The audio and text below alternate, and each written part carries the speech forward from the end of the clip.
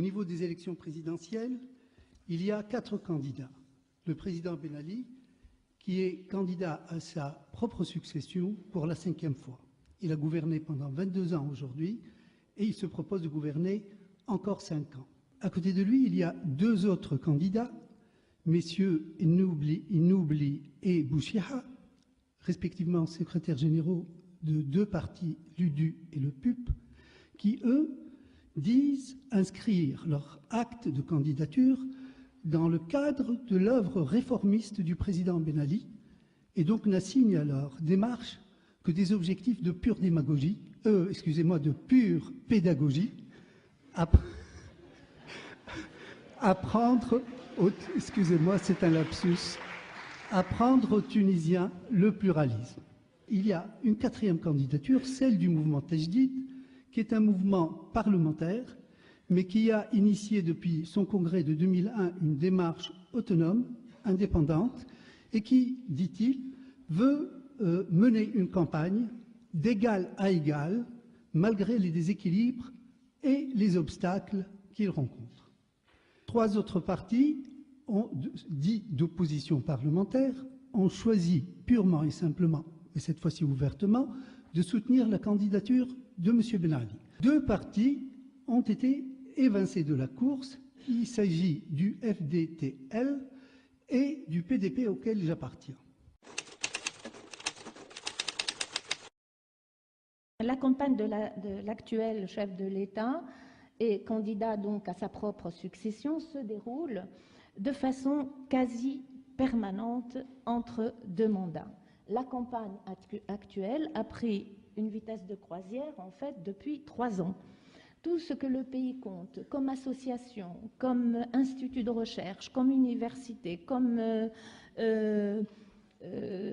syndicat, tous, évidemment, l'ont conjuré donc de se présenter pour poursuivre son œuvre grandiose et avant-gardiste et continuer de travailler au bonheur des Tunisiens. On a eu droit depuis le dépôt de la candidature du président Ben Ali. On a eu droit à la première de tous les journaux officiels, en langue arabe et en langue française. On a eu droit à un concert de voix à une seule voix. On a eu droit à ce concert de voix, d'éloges, pour remercier le président d'avoir déposé sa candidature, pour bien montrer qu'il est le seul, l'unique, le vrai capable de conduire le pays, qu'il est, je le dis en arabe, il est al-awhad, l'unique, il n'y en a pas d'autre. Toutes les ressources publiques sont affectées à cette mise en scène pour fabriquer l'unanimisme durant la période observée, c'est-à-dire pendant la période électorale. Les 2 journaux étatiques, la presse et Sahafa, ont consacré respectivement 75% et 84% de leur couverture au RCD. Une attitude semblable a été observée par la presse privée officieuse.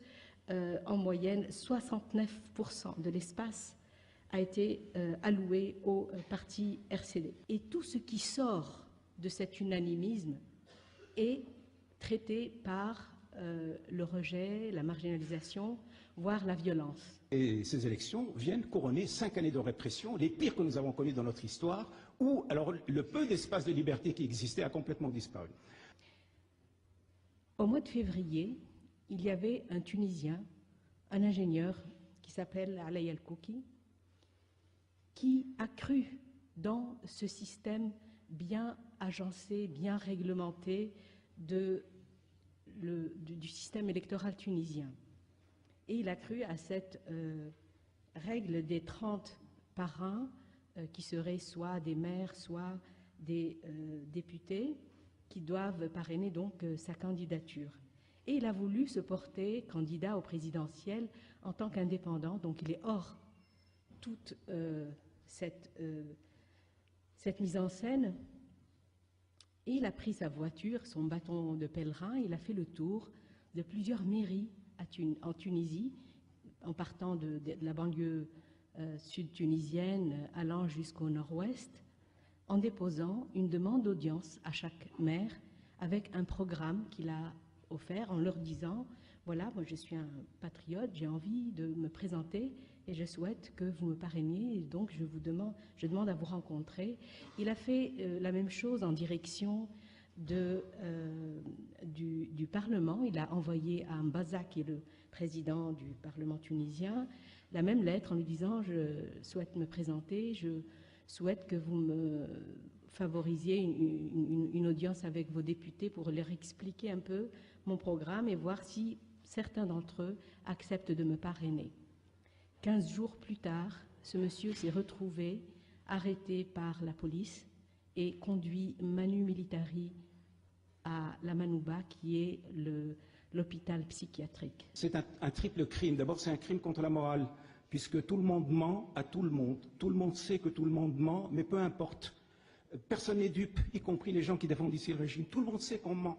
Tout le monde sait qu'on nage dans le mensonge, dans l'hypocrisie. C'est aussi un crime contre ce peuple qu'on humilie, parce que les Tunisiens ne sont pas dupes. Ils savent très bien qu'on est en train de leur voler leur dignité, qu'on est en train de leur voler leurs droits, qu'on est en train de leur voler leur droit à l'autodétermination, qu'on va se moquer d'eux, que le ministre de l'Intérieur va venir se moquer d'eux pour leur dire qu'ils ont effectivement élu à 95% un homme qu'ils honnissent depuis des années, etc. Et ils n'ont pas droit à la parole. Donc c'est un crime contre la dignité de ce peuple et contre ses droits. Et enfin, c'est un crime contre la démocratie, puisqu'on utilise l'un des rouages fondamentaux de la démocratie pour installer la dictature. Et vous comprenez bien que dans un tel climat, les citoyens se sentent totalement étrangers à ce processus électoral qu'ils assimilent dans leur silence résigné à un simulacre d'élection.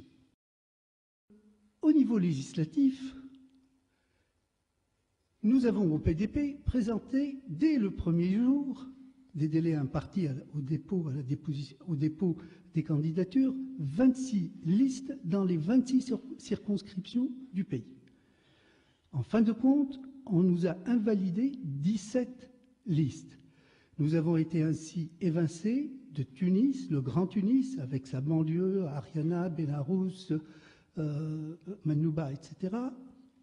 Nous avons été évincés de Bizerte, de Sfax, de Kérouan, de Gafsa, de Sousse, de Monastir, c'est-à-dire de tous les grands centres urbains. Au départ, nous avons 26 listes dans toutes les circonscriptions du pays. Il ne nous reste plus que 14. Sur les 24 listes que nous avons avancées, 17 ont été éliminées. On a décidé d'organiser donc un séminaire pour les jeunes du mouvement.